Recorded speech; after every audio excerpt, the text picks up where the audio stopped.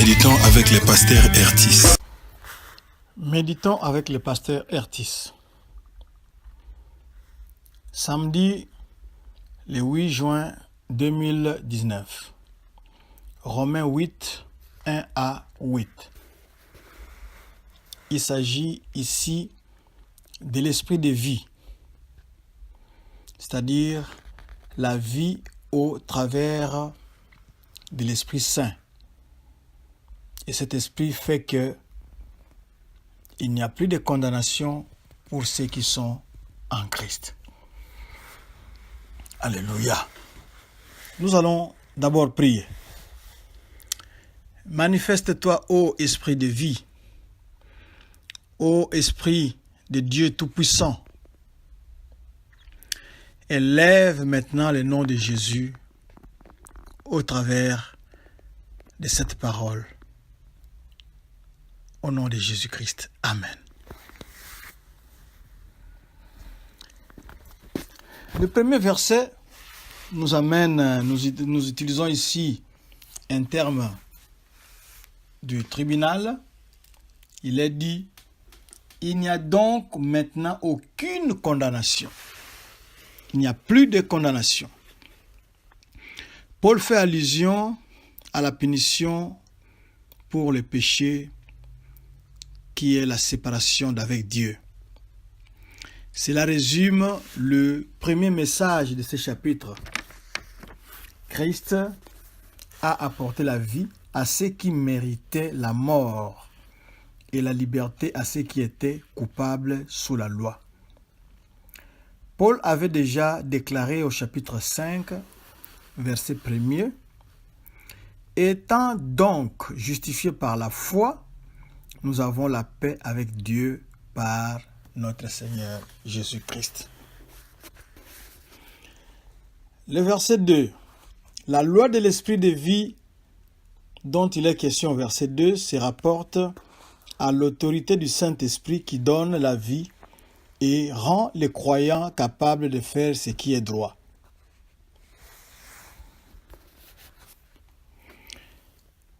Le verset 3 parle des choses impossibles à la loi. La loi ne pouvait aider personne à vaincre les péchés ou échapper à la punition du péché. Toujours dans ce verset 3, l'on parle de la chair semblable. Jésus-Christ est devenu humain et il a expérimenté la faiblesse et la vulnérabilité de la nature humaine au péché. Mais il n'avait pas péché. Toujours dans ce verset 3, l'on dit qu'il a condamné le péché. Cela signifie que c'est au travers de la mort de Jésus-Christ à la croix, Dieu a enlevé le jugement qui pesait sur l'homme. De ce fait, il a brisé son pouvoir de contrôler l'homme. Le péché régnait, le péché encerclait, le péché étouffait l'homme. Alors, pour enlever ce pouvoir-là au péché, il a fallu que Jésus-Christ meure sur la croix. Et en mourant sur la croix, il a brisé la force du péché. Il a brisé la puissance du péché. Nous avons deux versets qui nous parlent, qui expliquent cette idée plus clairement. Nous avons Galates 1, 4, qui dit « Jésus-Christ s'est donné lui-même pour nos péchés, afin de nous arracher du présent siècle mauvais, selon la volonté de notre Dieu et Père. » Tandis que 1 Pierre 3, 18 ajoute ceci, « Christ aussi a souffert une fois pour les péchés, lui juste pour des injustes, afin de nous amener à Dieu, ayant été mis à mort quant à la chair, mais ayant été rendu vivant quant à l'esprit. » Jésus-Christ avait pris notre place pour briser les pouvoirs du péché sur l'humanité.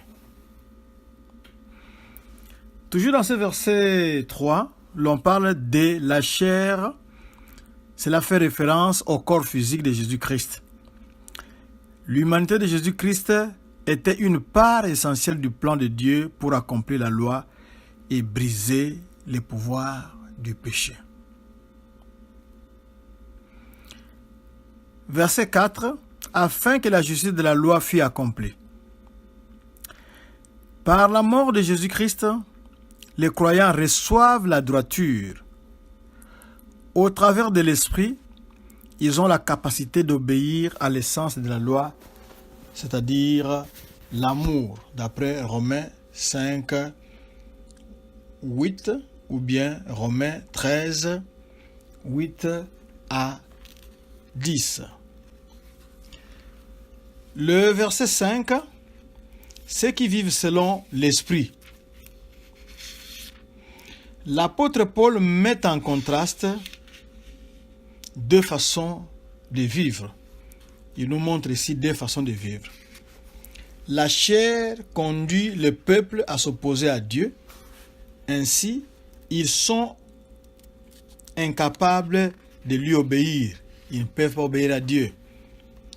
Tandis que l'Esprit qui réside dans les croyants leur donne la capacité d'accomplir la volonté de Dieu. Et pour cela, il y a deux versets ou un passage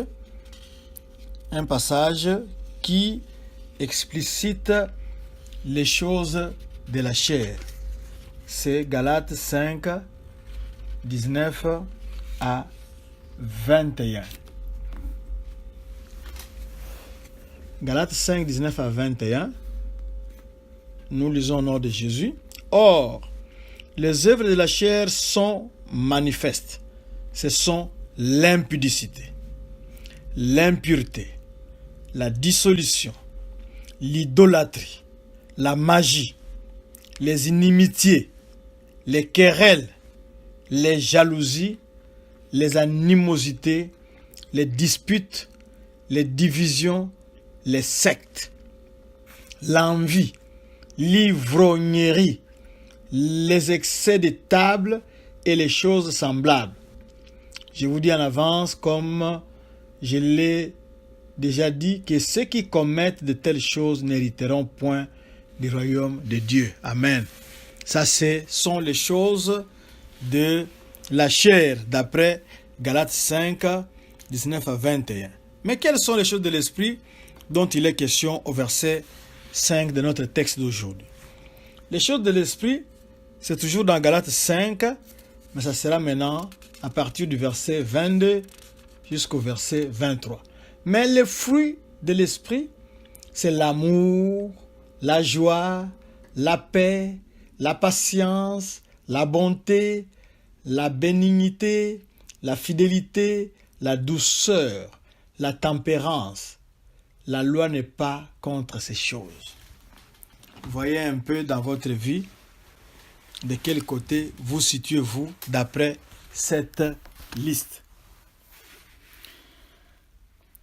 Le verset 6 parle de la mort. La mort, il faut comprendre ça comme l'éloignement à Dieu. Tandis que la vie et la paix, dans le verset 6, renvoient à la réconciliation avec Dieu. Quand vous êtes réconcilié avec Dieu, vous n'avez plus de problème avec Dieu, vous avez la vie et vous vivez en paix. Le verset 7 parle d'inimitié contre Dieu. Ici, l'on décrit un esprit qui s'oppose à Dieu. Cet esprit-là est, c'est-à-dire haïr, il est ce que Dieu aime et il aime ce que Dieu n'aime pas. Il fait justement le contraire de ce qu'on attend de lui. Ce que Dieu aime, lui n'aime pas. Ce que Dieu est, c'est ce que lui aime faire ou c'est ce que lui aime. Ne se soumet pas à la loi de Dieu, toujours au verset 7. Ceux qui vivent selon la chair ne peuvent pas d'eux-mêmes s'aligner à la volonté de Dieu. C'est vraiment difficile. Et enfin, le verset 8, ceux qui vivent selon la chair, ils sont dans les domaines de la chair et opposés à Dieu et incapables de faire ce qui plaît à Dieu. Comme nous venons de le voir, nous sommes arrivés à la fin de la partie qui a été réservée pour aujourd'hui. L'Esprit donne la liberté, l'Esprit donne la capacité, l'Esprit donne la force d'obéir à Dieu, mais la chair est faible et elle ne peut pas se soumettre à la volonté de Dieu. Nous avons donné la liste des choses de la chair et des choses de l'esprit. D'après cette liste-là, de quel côté vous situez-vous? Et si vous vous retrouvez du côté de la chair, le temps est là pour que vous puissiez changer de camp. Vous puissiez être du bon côté de la barrière, du côté du Saint-Esprit, qui élève le nom de Jésus, mais qui vous rend capable d'agir comme Jésus, c'est-à-dire d'obéir au Père. Prions.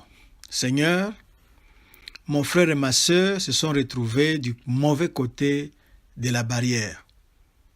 Ils veulent changer, mais ils ne peuvent pas le faire d'eux-mêmes.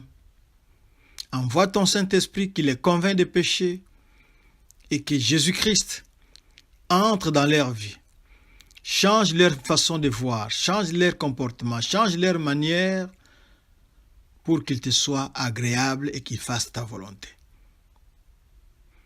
Merci de l'accomplir par notre Seigneur et Sauveur, notre Roi, Jésus-Christ, nous t'avons demandé. Amen. Bon week-end à tous.